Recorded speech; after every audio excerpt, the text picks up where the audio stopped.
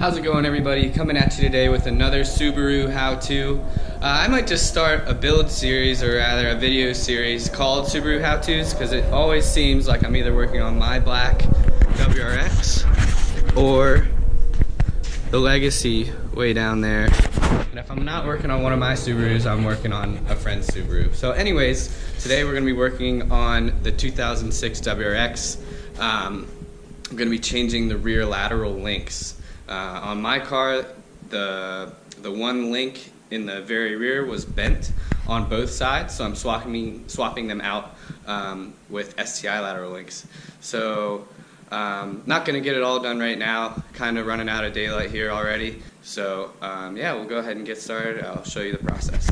Tools that you will definitely need to get this job done are two 17 millimeter wrenches, 17 millimeter socket, 19 millimeter, 21 millimeter, 22, and whatever you use to get your lug nuts off. In addition, you're going to need a 3/8 ratchet, and might not be perfectly necessary, but I would argue that you do need it, is some PB blaster. Tools that you don't necessarily need, but that may make your life a whole lot easier, are a big mallet, pickle fork. You can rent this from AutoZone. Technically you buy it and then you return it.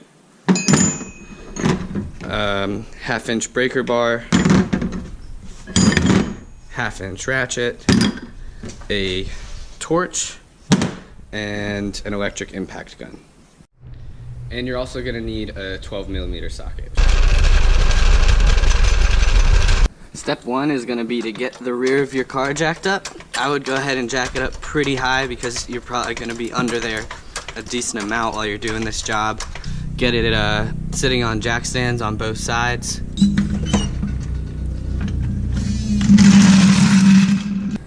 Next order of business is to get this wheel off. If you don't have an impact gun, it's probably better to just go ahead and do this on the ground. I have this Harbor Freight corded electric impact, so it makes it pretty easy to get the lug nuts off.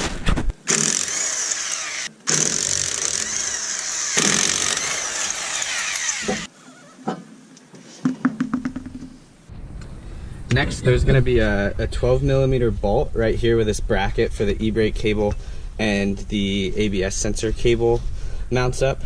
It's probably not completely necessary to do that, to remove this, but I'm going to do it because it allows you to swing this e-brake cable out of the way and make more clearance for this nut here, which we're going to have to get off.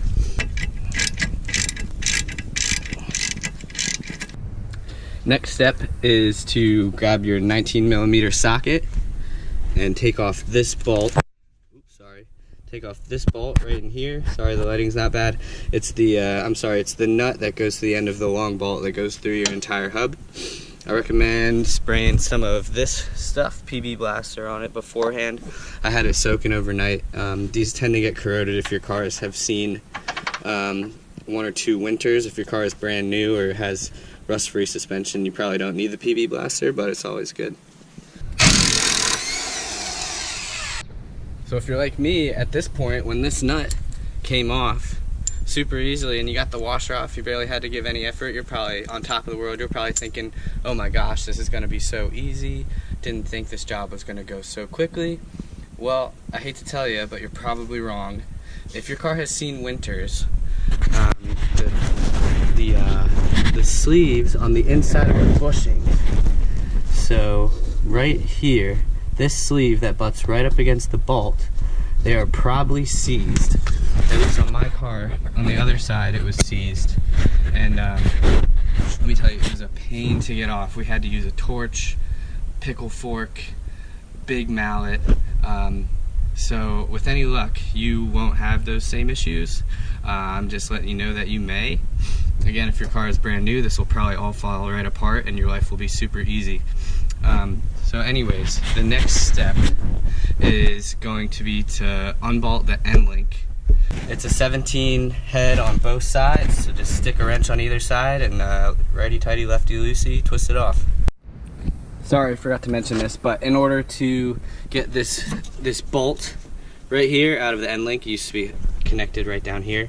you're gonna have to have the pressure off the sway bar.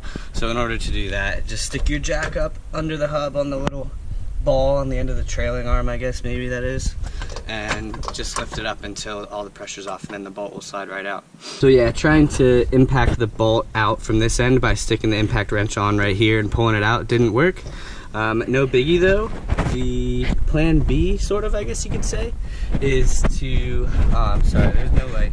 Where this rear link attaches to the subframe, pull that bolt out and you swing the whole link down, and then you can pull the entire assembly off at that point. And if you don't have access to a new bolt, luckily the Subaru dealership near me had the new long bolt, so I just replaced it, didn't even worry about unseizing it. But if you do need to unseize it, I'll show you a couple methods. Forgot to mention, to get this top nut out that I'm talking about, you can see it a little better now. There's the link down there, and follow it up to the subframe. You can see the wrench hanging. The nut side is a 17, the bolt side is a 22. So you're just gonna crack that loose and then swing this entire arm downwards, pull the bolt out. This is where I'm at right now. Got the whole link swung down. So I'm just gonna try to kind of grab it from the back and wiggle it out, and there it comes. So here's a better view of what I was talking about this entire time. And the bolt that goes through here is actually your alignment bolt, or part of your rear alignment. It's the bolt that you twist to adjust the toe. And you can see the washers are like oblong.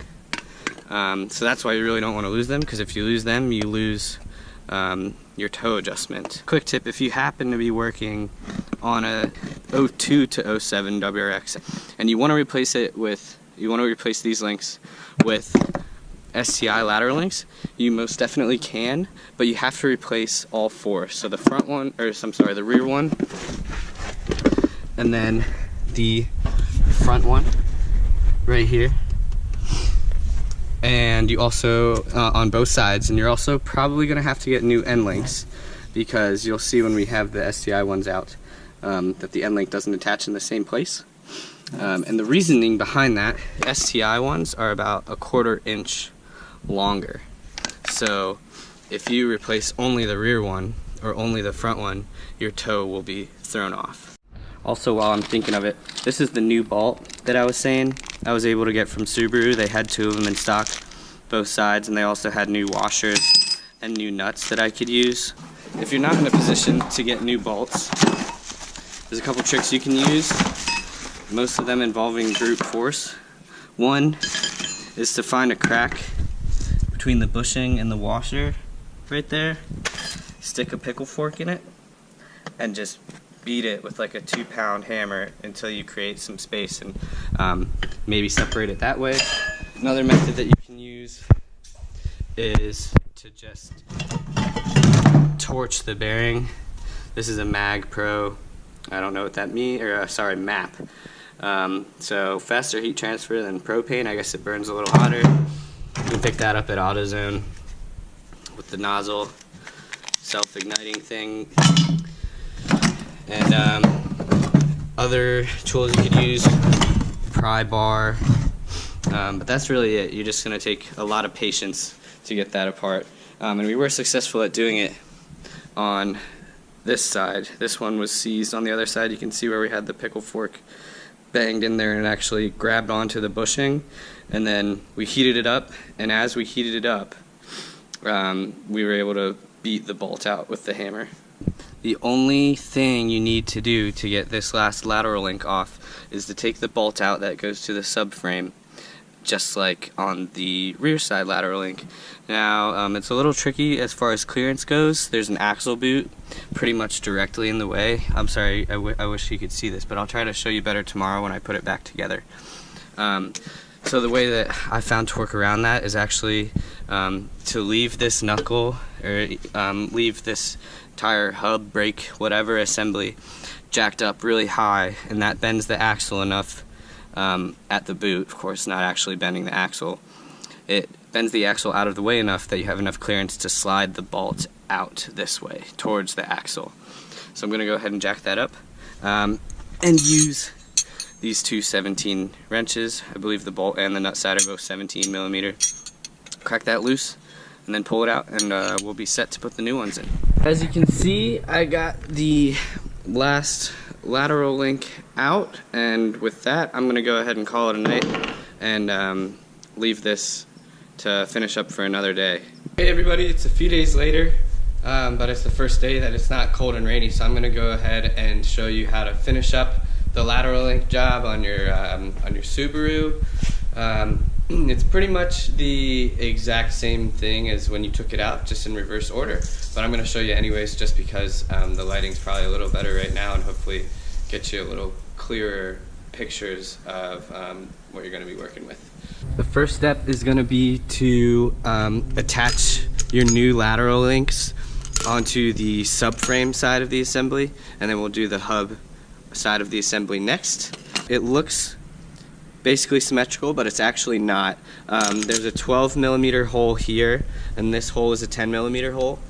The 10 millimeter hole goes on the inside, on the subframe side.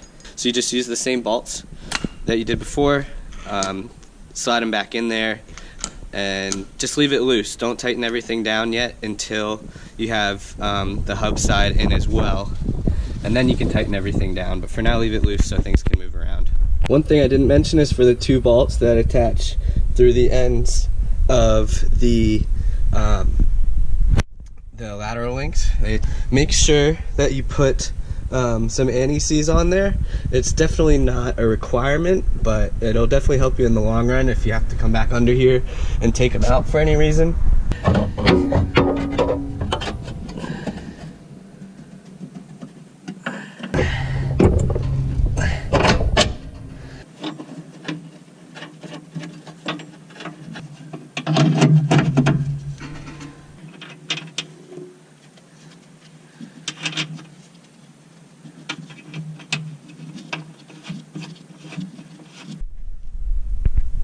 Alright, so as you can see, I've left everything loose, nice and jiggly, and then we're just gonna swing these bars up here, and then that bar, oh shoot, I messed up. Okay, one thing to remember, when you're putting the front bar in, make sure the hub end is over this arm right here. So I'm gonna pull that back out, and then put it over the bar, and then install it up here. Okay, here's what I was saying with how I messed up. This link, when you're installing it on the subframe, you gotta make sure that it's above this arm right here, or else you won't be able to swing it up. Now, the next step is going to be to get some anti-seize, put it in this hole, put some in this hole as well, and then I would also recommend putting some on the long bolt. And then you're just gonna feed the long bolt through, starting in the back, through here, through the whole hub, and then come out down here. At the head of the bolt, you put a washer on it. And then you put the end link through the hub. I'm sorry, not the end link, the lateral link through the hub. The front lateral link, another washer, and then the nut. So, now that everything's together, we can go ahead and torque everything back down, reinstall the ABS line sensor thing and the bracket down here for the e-brake cable. Just tighten everything here, tighten everything on the subframe, put your wheel back on, and then the next very important step is to go get an alignment, because your alignment is going to be way off. If you're installing STI lateral links onto a WRX like me, the end link mounting point is different. So you're probably not going to be able to use your WRX style end links. You're probably gonna have to order some STI style ones. And so once you get all that reinstalled, go get your alignment, you'll be good to go. So thank you for watching. I hope this was helpful, and we'll see you next time for the next tutorial.